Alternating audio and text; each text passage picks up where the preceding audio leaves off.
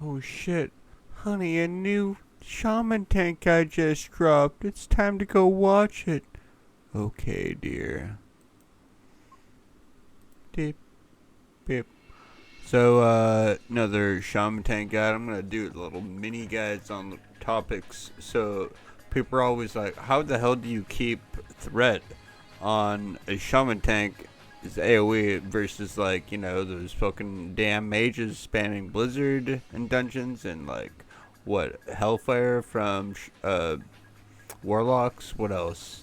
There's like a Hurricane from Boomkins. There's a few, and like Volley, I think, even from Hunters. So, how I do it in every single dungeon is let's bring it over to my Shaman Tank Rotation AoE guide. I made this in OBS, by the way. I didn't use any other program, but yes.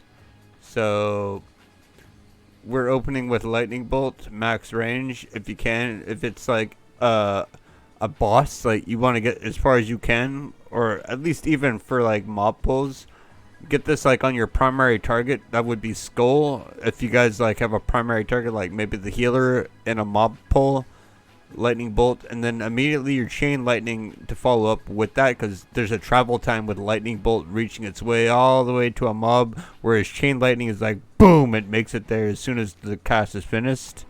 So like they almost hit at the same time. Then you can earth shock like maybe a third mob or something like that. Like maybe not your skull target, but like skull is already hit by this lightning bolt and chain lightning. You get like a secondary target or a tertiary target with earth shock, and yeah. In the meantime, while that's on cooldown, we drop stone skin totem to like have insurance basically for our magma totem that's going to be coming up, right? Like this will be getting attacked before any other totem that we drop. So I drop that always, and then I'll replace it with the stone skin. Or wait, this is stone claw totem, by the way. I messed up the writing on here. It's not stone skin. This is stone claw totem. So we drop stone claw totem, right? I'm just realizing that now while I'm recording. I'm not gonna make another one, but yeah.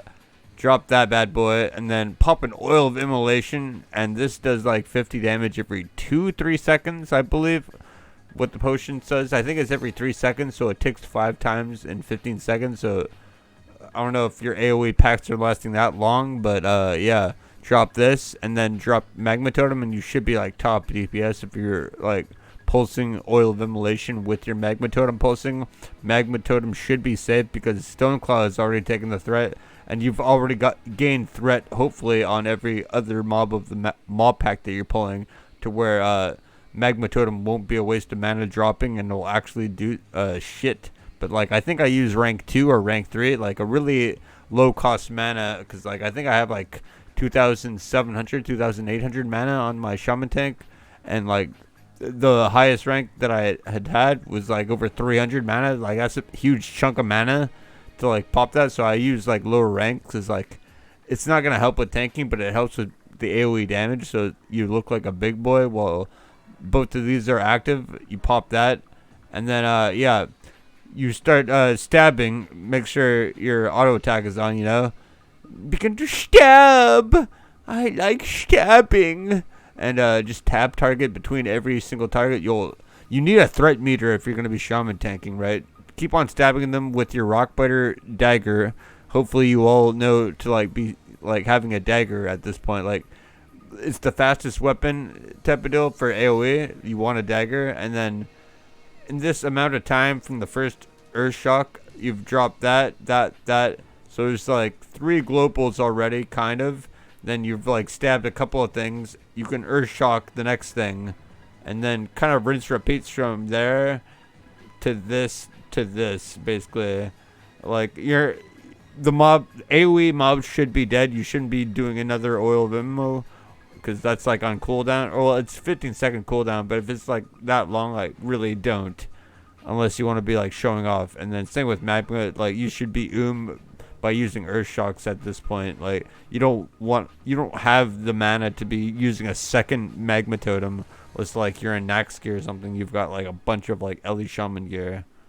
But yeah, this is just the opener. Once you notice Stonecloud drops, you actually want that bad boy to be turned into a stone skin totem. This is stone claw. I have it written as stone skin. I made a mistake.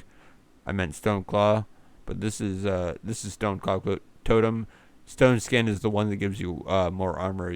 Once this totem like gets killed, you drop stone skin, or like strength of earth if like you've got enough DPS and shit. It depends on like group to group basically, but this is like my rotation. There, there, there, there, there, there, there, there, there, there, there, there, there, there. Goes into a triangle. But I didn't want to add arrows and shit to make this more confusing. I guess I'd rather talk over it, and like if the cursor is even showing like above my OBS of what I'm talking about. But yeah, we're reading from left to right, and then going down left to right type of deal. It's like Earthshock melee tab target, Earthshock melee tab target at the end of the rotation. Like once we get to this last Earthshock, we're back to tab target meleeing basically with Rockbiter on, right? I haven't went over like that, but it should be obvious. Rockbiter weapon is for Shaman Tanks, if no one knows that by now. But yeah, this would be my guide. Wow, 6 minutes talking of the simple AoE rotation. But yeah, there it is. People are like, Shamans can't keep AoE threats. Like, yeah, because you don't know any real Shaman Tanks, my dude. Anyways, leave a like, a subscribe, and all that shit. And yeah, if you liked it, all that stuff. There's a bell as well, or I think they got rid of the bell. You gotta like right click the subscribe button to like get the bell notification for all my uploads. It's like a little bit more of a puzzle, but yeah, Shaman Tank guide for that bad boy.